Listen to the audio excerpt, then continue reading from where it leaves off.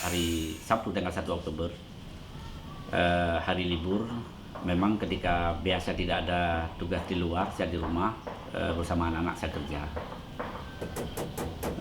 kerja membangun rumah sendiri. Lalu sekitar jam 10 ternyata ada WA masuk.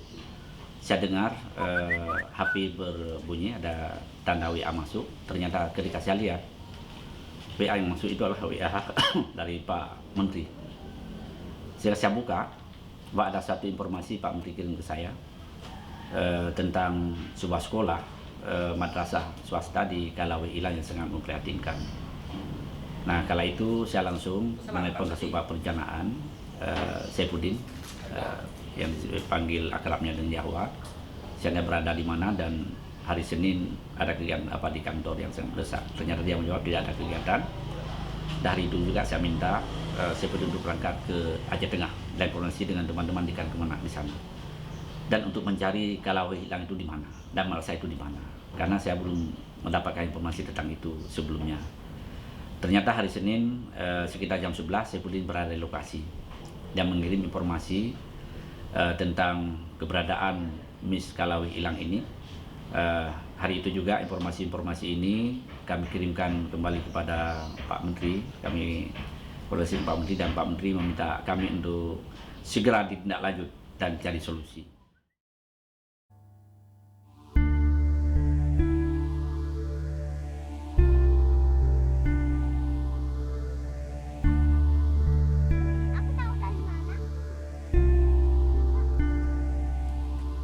Anak-anak kampung pedalaman adalah potensi para pemimpin bangsa masa depan. Mereka dibina oleh alam, mendapat pendidikan alami untuk bisa beradaptasi dengan lingkungan yang keras, dan juga menyimpan cita-cita setinggi bintang di langit.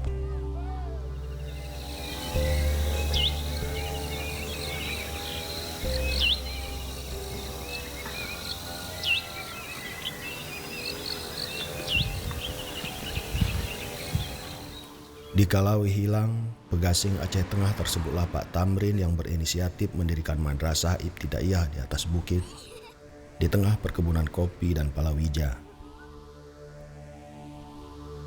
Kemudian di Jambu Rambung, Bandar Pusaka Aceh Tamiang, ada Pak Jufri dan istrinya, dan menurut pengakuan mereka berdua, hanya 6 bulan pernah mengecap bangku sekolah dasar. Itu artinya tidak pernah sekolah tapi mendirikan sekolah. Orang-orang pedalaman memang mencerahkan.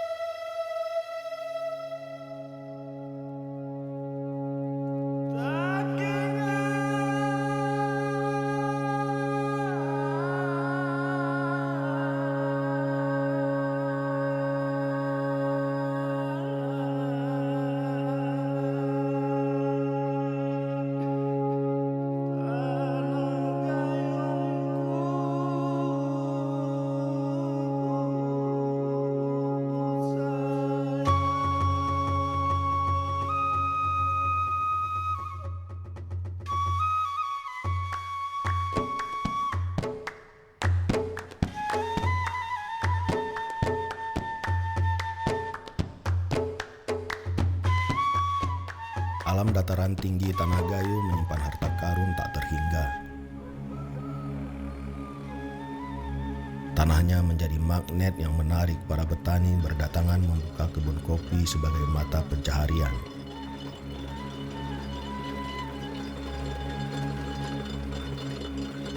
Di samping itu, mereka menanam sayuran dan palawija untuk menutupi kebutuhan sehari-hari. Selain tanah yang subur, Aceh Tengah juga memiliki pemandangan indah. Ditambah hawa sejuk, menjadikannya tujuan wisata alami yang menarik para pelancong.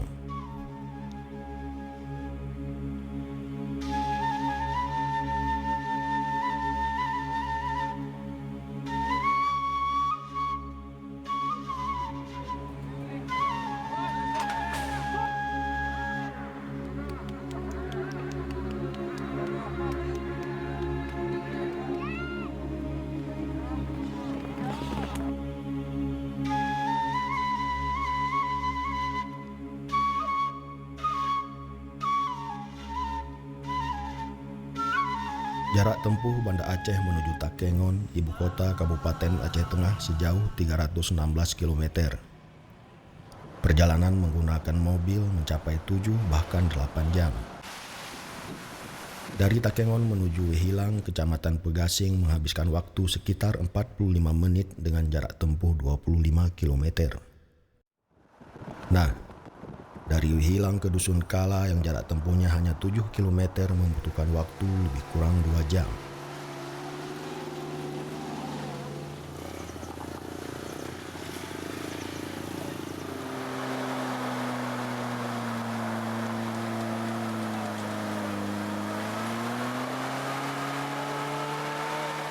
Bahkan bisa sampai 5 jam.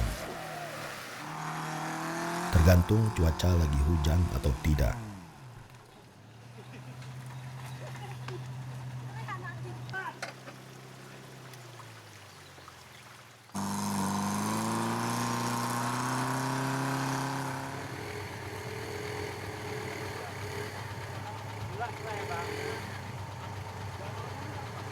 Hanya kendaraan yang biasa digunakan untuk melewati medan dahsyat bisa masuk. Atau sepeda motor yang rodanya sudah dibungkus rantai.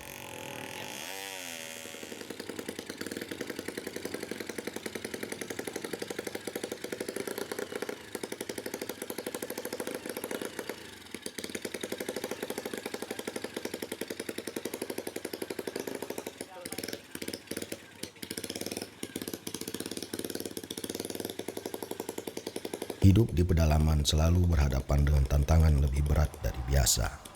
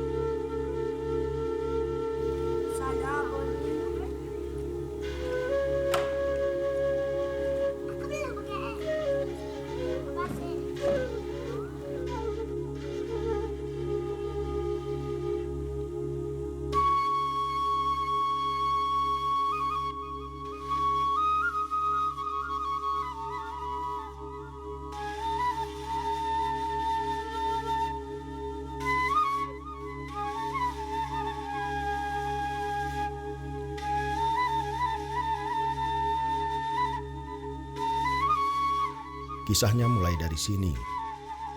Pak Tamrin semasa hidupnya menjabat kepala KUA di Takengon. Dakwah baginya telah mendarah daging.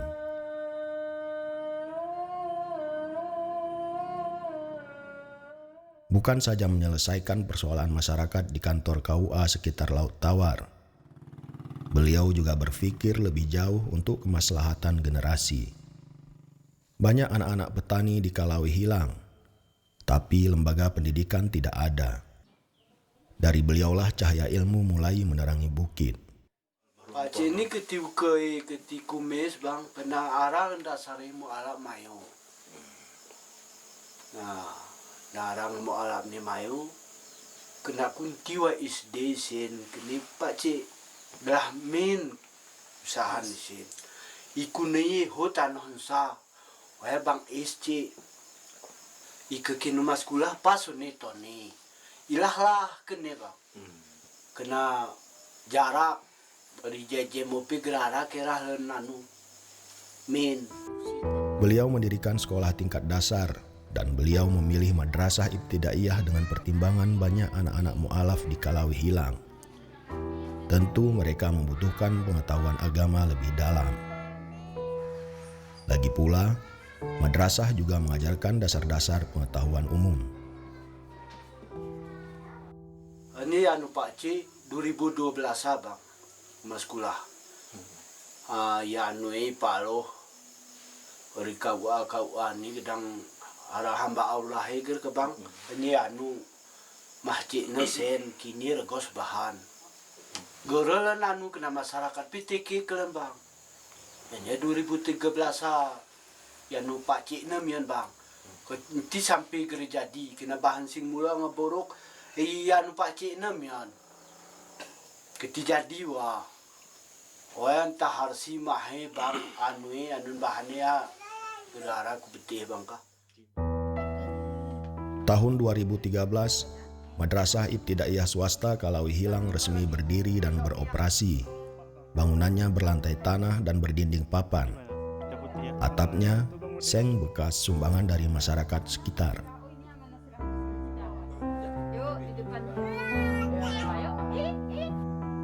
Pak Tamrin dibantu oleh Sulastri. Ia adalah istri Mahyudin, keponakannya.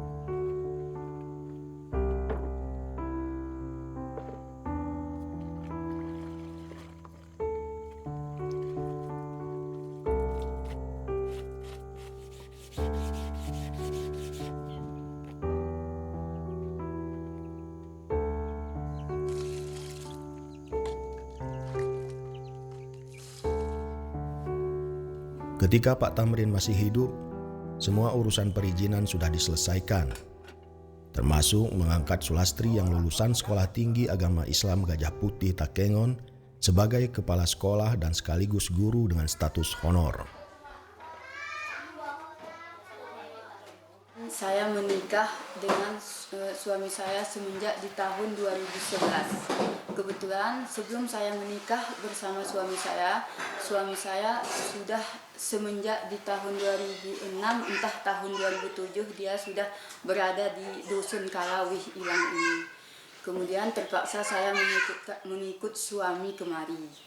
Dengan almarhumnya Bapak Tamrin, dia saudara dari suami Pak Cik. Katanya di sini harus dibuka ini sekolah. Jadi bagaimana dengan gurunya nggak ada di sini? Saya masih bekerja di KUA Pegasing. Saya bilang memanglah saya masih honorer di KUA Pegasing pun. Saya bilang bagaimana kalau kamu aja di sini menjadi salah satu gurunya yang pertama, kata bapak tuh. Terus berpikir saya, bagaimana ini nanti tanggung jawab saya di sini tanggung. kalau buka sekolah, di sekolah tanggung, di KUA Pegasing juga tanggung. Nah, terus kata bapak tuh, saya yang kasih tahu bersama Bapak Hamdan, masih kalau nggak salah Bapak Hamdan dulu masih kepala Kemenak Kota. Saya nggak tahu dari mana, bagaimana caranya. Tiba-tiba dia sudah menyodorkan ke tangan saya, inilah izin operasional sekolah ini, biar diakui sama negara katanya. Bahkan biar keluar sedikit, jadi sedikit pun dana bosnya untuk memperbantukan alat-alat tulis anak-anak di dalam ATK-nya, kata bapak tuh. Tanpa fasilitas yang memadai, dari hari ke hari Sulastri selalu berhadapan dengan tantangan dan pengorbanan untuk menghidupkan cahaya di atas bukit. Sebelum menerima bantuan dana BOS pada tahun 2015, biaya operasional madrasah diandalkan pada sumbangan masyarakat dan keikhlasan mutlak. Para wali murid memberikan sumbangan ala kadar, istilahnya uang sabun untuk guru. Kadang-kadang dalam 1 bulan itu dapat 200.000. Kalau dikumpulkan semua, bahkan anak-anak ini kan nggak bisa kita paksakan membayarkan SPP-nya, iurannya. Pokoknya orang tuanya sesanggup-sanggupnya. Tapi uang sabun itu pun dipakai untuk membeli kebutuhan sekolah seperti kapur tulis, buku tulis, dan kebutuhan pendidikan lainnya. Sumbangan dari masyarakat pun tidak menentu. Kadangkala ada masanya tidak. Setelah mendapat dana BOS pun tidak banyak berubah, karena jumlah siswa-siswi tak ramai. Pembangunan madrasah mengandalkan gotong royong penduduk dusun Kalawi Hilang. Pak Tamrin memiliki hubungan erat dengan para petani yang berkebun, termasuk perangkat desa. Niatnya membangun madrasah untuk menampung anak yang tidak sekolah disambut baik perangkat desa dan mufakat dengan kepala kampung yang menghibahkan tanah seluas 65 kali 90 meter. Waya murum bang, toroyong bang, toroyong masyarakat.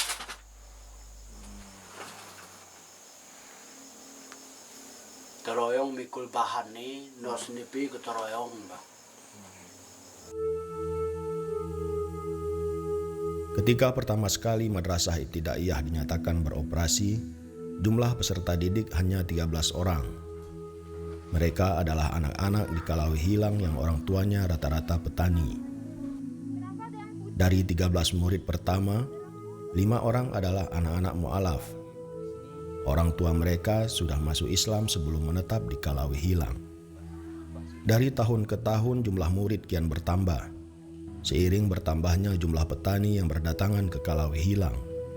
Hingga tahun 2017 tercatat 4 orang kelas 1, 5 orang kelas 2, 9 orang kelas 3, dan 5 orang kelas 4. Totalnya 23 peserta didik. Walau jauh dari pusat keramaian dan fasilitas pendidikan sangat terbatas, namun semangat mereka tidak berkurang untuk menuntut ilmu. Justru dengan keterbatasan itu, alam menempa mereka lebih baik, sehingga menjadi pribadi yang tangguh berhadapan dengan tantangan. Para tokoh besar sepanjang sejarah lahir dari generasi seperti mereka, bangun lebih awal dan menempuh perjalanan panjang dalam kabut untuk sampai ke sekolah. Berjalan kaki menelusuri semak, menurun dan mendaki. Tapi ngarai mas sekolah ni bang, menang masyarakat isin bang. Kegera sopohum jula anak kuderot, ya gipi ngarau mas sekolah ketibetah isin masyarakat. Tenang geren mikirin jula anak sekolah. Dengan era mas sekolah ni kemajuan isin bang ngarau mas sekolah ni. Ngol bang, sempurna gera ke bang. Kena kendali jalan ni mio bang. Jalan ni si kendalaan mi. Harap hasil, kak dan motor gera ke bang. Honda.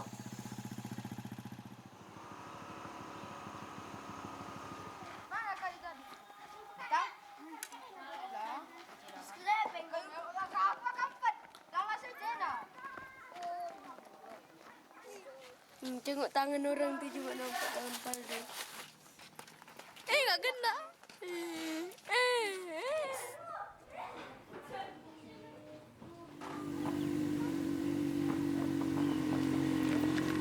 Mahyani adalah guru bakti yang mengajar di MIS Kalawi Hilang sejak tahun 2014, setahun setelah madrasah beroperasi.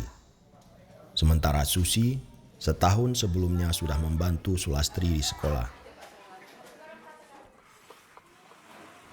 Sebagai guru bakti, mereka mendapat paling banyak 100.000 per bulan. Itu pun setelah adanya dana BOS di madrasah tersebut. Biasanya antara 50 sampai 70.000 rupiah. Namun itu tidak pernah mematahkan semangat mereka untuk mengabdi bagi agama, bangsa, dan negaranya. Sejak masih baru sampai kemudian mendapatkan suami, seorang petani kopi di Kalawi Hilang, Mahyani sudah berbakti untuk Madrasah Ibtidaiyah Kalawi Hilang. Salah satu mata pelajaran yang menjadi tanggung jawabnya adalah Quran Hadis. Di antara murid-murid MIS Kalawi Hilang terdapat anak-anak dari keluarga non-muslim. Agak risih bagi Mahyani untuk mengajari mereka. Tapi ilmu adalah cahaya untuk semua orang. Soal keimanan masalah pribadi setiap orang. Ia memberi kebebasan bagi anak-anak non-muslim dalam kelasnya. Siapa nyana, 4 orang anak non-muslim juga cekatan dalam meresap pelajaran Quran Hadis.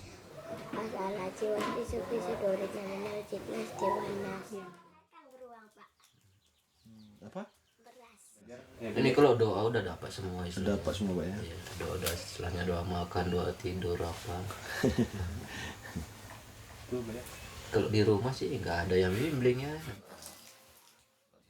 Itulah kalau kemauan dia kan, kalau misalnya istilahnya dia ikutan nama temannya, ya kita sebagai orang tua kan harus mendukung. Dan satu lagi, dari tuntutan dari sekolah, memang dia sekolah di arah yang itu. Kalau bagi saya selaku orang tua tuh nggak masalah tuh. Menurut aku kalau agama itu dimanapun sama aja, hanya cara jalannya yang berbeda, cara pelaksanaannya. Yang namanya agama itu kan kemana arahnya kan tetap bagus.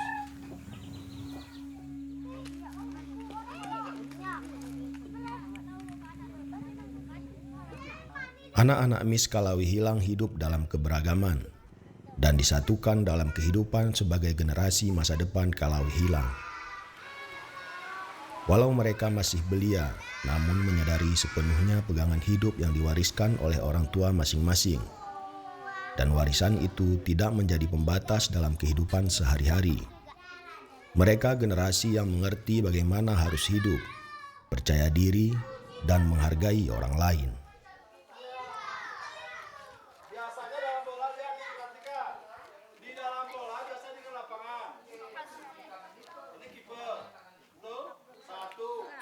Membina anak-anak lewat sebuah lembaga pendidikan adalah membangun generasi masa depan. Anak-anakmu bukan milikmu. Mereka adalah anak-anak kehidupan, kata Khalil Gibran. Madrasah Ibtidaiyah Kalawi Hilang telah mengambil peran penting untuk pembangunan generasi muda walau segala keterbatasan menyelimuti mereka. Anak-anak adalah duplikat kehidupan orang tua. Para orang tua yang hidup dalam lingkungan saling menghormati dan menghargai menjadi tauladan bagi generasi selanjutnya. Segala sesuatu tidak terjadi begitu saja. Pasti ada yang mendahului dan menjadi contoh. Pak Tamrin misalnya, menjadi inspirator bagi masyarakat Kalawi Hilang untuk menekuni pendidikan walau jauh di pedalaman. Demikian juga dengan kehidupan saling menghargai dan berbagi walau beda latar belakang.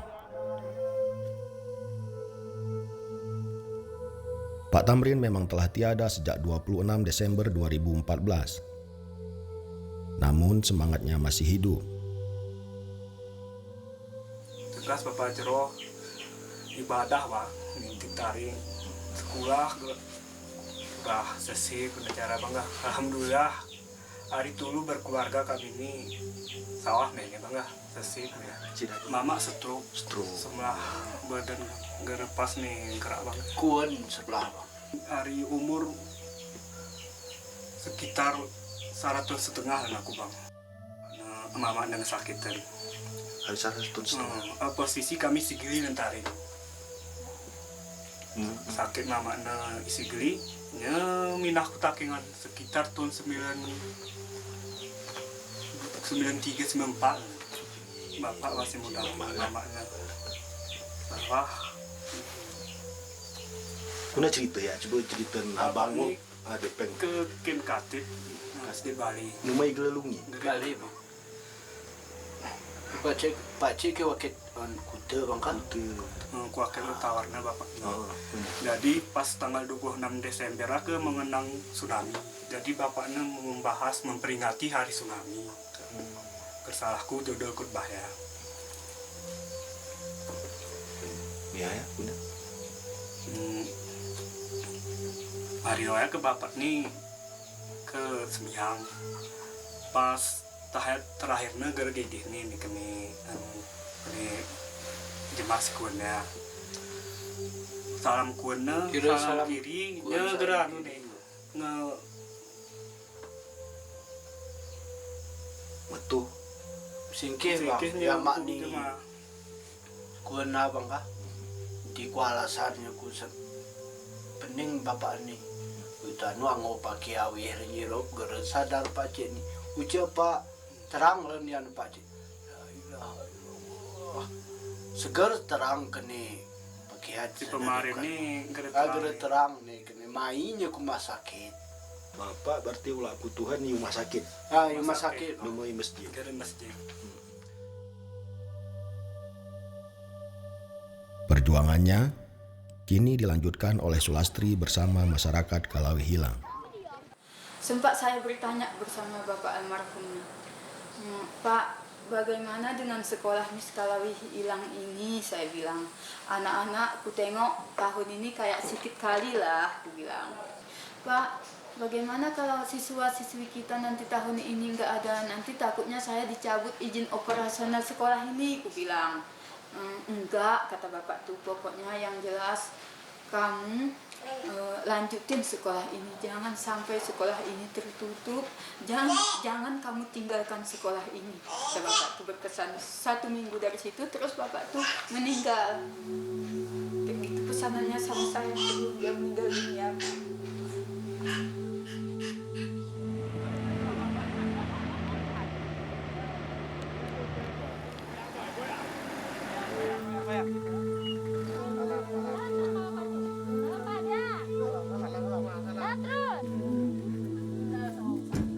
Setelah perjuangan panjang dan jalan berliku, akhirnya Madrasah Ibtidaiyah Kalawi Hilang mendapat perhatian. Supaya kami bisa membuat sebuah perencanaan bagaimana gedung ini tahun ke depan. Mungkin dengan kondisi alam tidak yang sehat.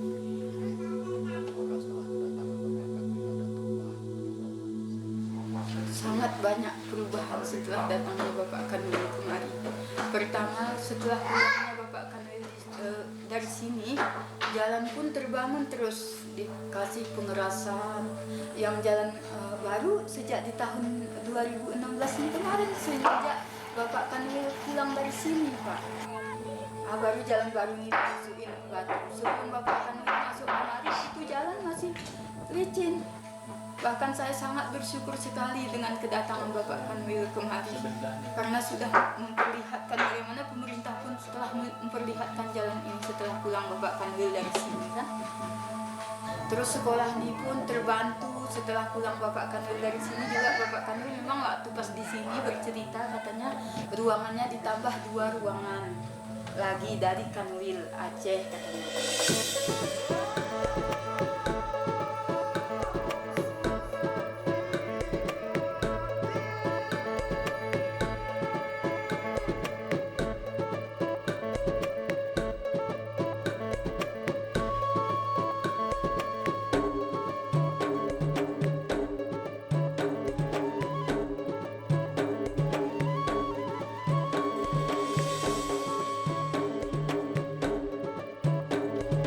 Pasca kunjungan ke Kalawi Hilang 20 Januari 2017, Kepala Kantor Wilayah Kementerian Agama Provinsi Aceh, Muhammad Daud Pakeh, meletakkan batu pertama pembangunan gedung permanen pada Rabu 12 April 2017.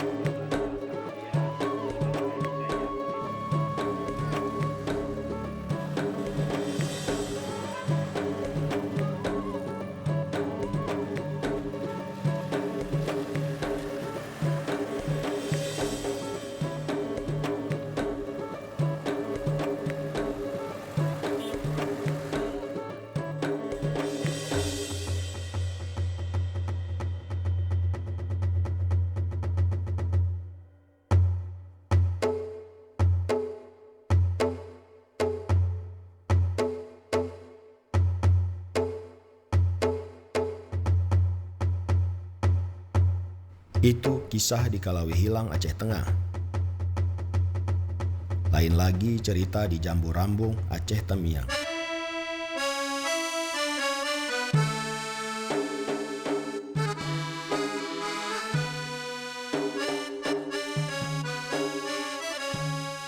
Perjalanan ke Jambu Rambung di Kecamatan Bandar Pusaka Aceh Tamiang tidaklah sedahsyat ke Kalawi Hilang.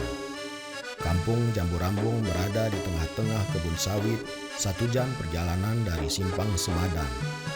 Infrastruktur jalan sudah bagus, hanya di beberapa tempat badan jalan rusak karena diterjang banjir. Tapi di sana masih ada madrasah ibtidaiyah yang dindingnya terbuat dari tepas bambu. Miss Al-Kausar. Ternyata di balik tepas bambu itu ada kisah unik tentang pembangunannya. Bukan bangunan dari tepas bambu yang menarik perhatian, tapi pendiri Al-Kausar yang menjadi inspirasi bagi banyak orang.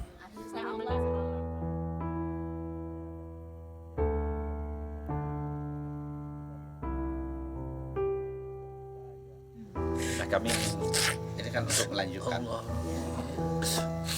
program Bapak ini untuk kita lakukan ke depan, mudah-mudahan akan lebih baik. Madrasah ini akan kita bangun. Pak Jufri dan istrinya Bu Painem mendirikan Madrasah Al-Kausar untuk memberi cahaya kepada generasi muda di atas bukit Jambu Rambung. Keduanya tidak merasakan nikmatnya bangku sekolah, kecuali 6 bulan saja di kelas 1. Selanjutnya, mereka harus berjuang mempertahankan hidup di tengah perkebunan. Kehidupan pahit telah menginspirasi untuk tidak mengulangi kesalahan yang sama untuk generasi muda. Bukan bermakna mereka telah kaya raya sehingga punya banyak harta untuk diinfakkan ke sekolah. Mereka masih hidup sebagai masyarakat biasa, harus bekerja keras untuk bertahan hidup. Semangatlah yang membedakan dengan orang-orang. Mereka hidup untuk berbagi dan sebuah idealisme. Pak Jufri bin Sabari lahir di Desa Babu tahun 1956.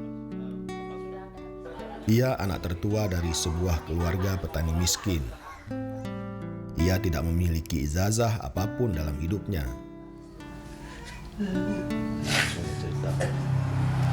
Saya ada pendidikan, Pak. Dari kecil, sekolah tua saya susah. Jadi saya lah yang cari makan sama orang tua saya. Karena saya anak yang paling besar. Tapi di usia senja membangun madrasah. Pada usia 60 tahun, Pak Jufri sempat mengalami stroke ringan, kemudian sembuh dan bisa berjalan kembali. Sekarang pagi, Pak, buat sarapan, ngusui Bapak pakai air panas, mijiti Bapak sebentar, nyulangi Bapak, udah pergi ngangon lembu, udah siap ngangon lembu, pulang masak, Pak. Nyayur, nyuci piring, Pak, nyuci enggak. Ya kalau ada padi, jemur padi, kadang ngerumput, Pak. Yang ngurusin bebek, ngurusin entok itu dikasih makan, Pak. Udah, nanti setengah hari sore tengok lembu lagi, Pak, sampai sore jam 4, sholat sebentar, tengok lembu lagi, Pak. Setelah itu ya dibawa pulang lembunya, udah itu aja, Pak. Nggak ada lain. Selama Bapak sakit? Sama kalau dulu Bapak belum sakit, saya nggak jaga lembu. Di rumah aja, Pak. Ya jualan sikit-sikit di sekolah, Pak. Berdentam-dentam dalam dadanya untuk bangkit dan menerangi lereng bukit dengan cahaya ilmu pengetahuan. Ia sekolahkan ke 6 orang anaknya. 4 dari 6 orang anaknya berhasil menyelesaikan strata 1 dan menjadi guru. Berilah saya tidak sekolah. Harusnya saya bisa bangkit. Agar yang ilmunya. Cita-cita Pak Jufri dan Bu Painem tidak terhenti di batas kesuksesan anak-anaknya mendapatkan pendidikan yang layak. Di sekelilingnya banyak anak-anak tidak sekolah, karena sekolah dasar paling dekat dari dusunnya berjarak 5 km. Karena gini, Pak, kalau di sini mungkin jauh dari sana jauh, dari sana jauh. Jadi saya berpikir Jadi kalau saya ada tanah, saya suruh kelola anak saya, mungkin bisa bangkitlah orang-orang sekitar sini. Nah gitu maksudnya. Itu anak-anak sini banyak kali yang nggak sekolah waktu sekolah. Nah, kota asal tanya jauh, nggak ada kendaraan, jalan, pondok karena jauh Pak. Jadi gimana bisa? Dan rupanya anak saya itu mikir kalau Bapak ada lahan, mau saya bikin sekolah di sini. Ya itu saya serahkan sama anak saya. Yang ini, yang adiknya ini. Jadi orang tua saya punya keinginan, ya udahlah kalau enggak kita buka aja sekolah di sini. Ya pun anak-anak di sini banyak yang nggak sekolah, kan kasihan gitu ayah gitu. Ya udah, dengan niat seperti itu, jadi mereka mengumpulkan kami, mereka juga memikirkan amal jariah mereka. Kepingin di sini ada sekolah agama yang akan mengajarkan semua ilmu-ilmu agama yang umum untuk anak-anak di sini, supaya anak-anak di sini berkembang, maju, bisa nampil, bisa keluar, bisa berpendidikan. Jadi dengan itu kami dananya kami sendiri Pak. Pertama awal kan dari saya bangun bangunannya yang ya Bapak lihat sendiri kan. Sebenarnya ini bagus Pak, cuman kami dapat musibah ketika kami bangun di sini 2 hari kena puting beliung Pak. Jadi rebah, semua 6 kelas itu rebah, sujud. Kami bongkar lagi Pak, bongkar lagi dari awal, kami balik lagi, kami betul lagi. Waktu itu pun saya udah hampir kayak Mak, udah gak ada duit lagi lah Mak. Saya bilang kan, udah semua, gak apa-apa Nak, kita gotong royong, sama-sama kita. Jadi kami bangun semua. Setelah itu berdirilah seperti ini.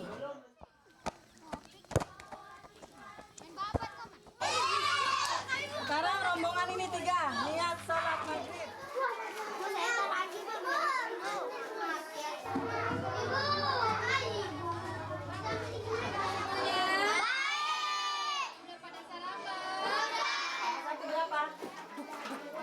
Jadi yang itu, jangan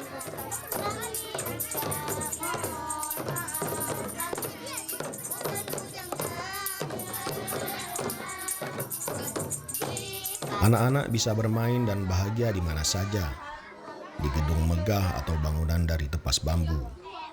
Mereka calon pemimpin masa depan. Mereka memendam potensi besar. Murid-murid Miss Al-Kausar telah mengangkat nama sekolahnya. Pernah menjadi juara 2 lomba kaligrafi Madrasah Ibtidaiyah se-Kabupaten Aceh Tamiang dan juara 1 untuk tingkat kecamatan. Juga meraih prestasi dalam lomba pidato dan tahfiz.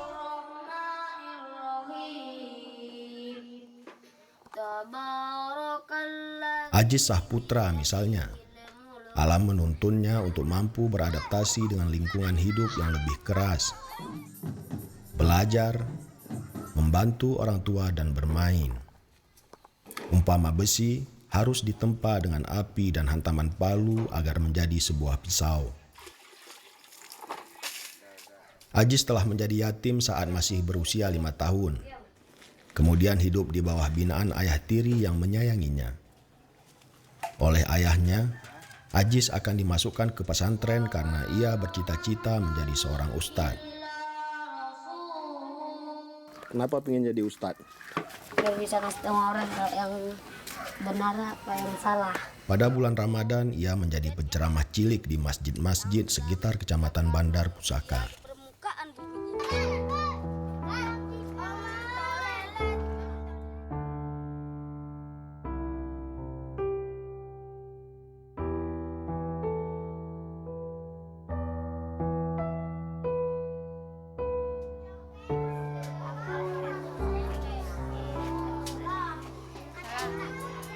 Semua guru di Miss Al-Kausar berstatus guru bakti. Gaji mereka 150.000 per bulan, termasuk Siti Rahmi. Untuk bisa sampai ke madrasah, Siti Rahmi butuh waktu 1 jam mengendarai kereta. Ya, sepeda motor. Ia juga harus menyeberangi sungai tanpa jembatan. Tiap hari, dari kampungnya, Sekumur, ia harus menggunakan getek, rakit yang menjadi alat penyeberangan.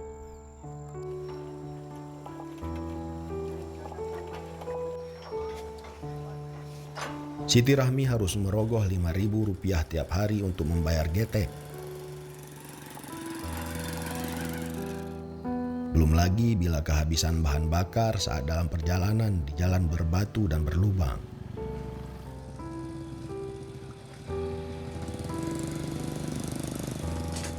Beberapa pihak keberatan.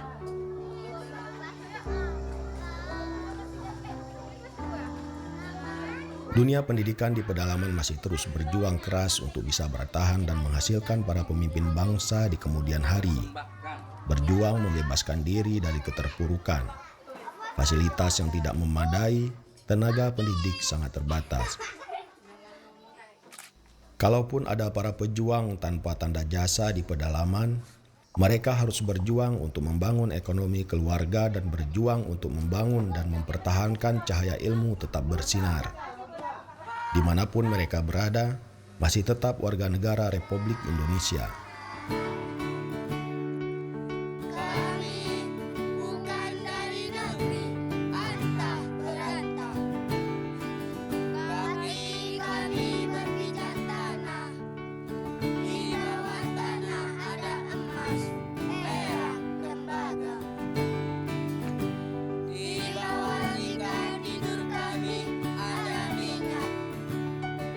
Sepanjang sejarah, selalu ada orang-orang yang jauh dari gemerlap kehidupan dunia, tapi mereka menerangi kehidupan generasi dan masa depan bangsa. Pak Tamrin dan Pak Jufri, dua bintang yang selalu bercahaya sepanjang masa.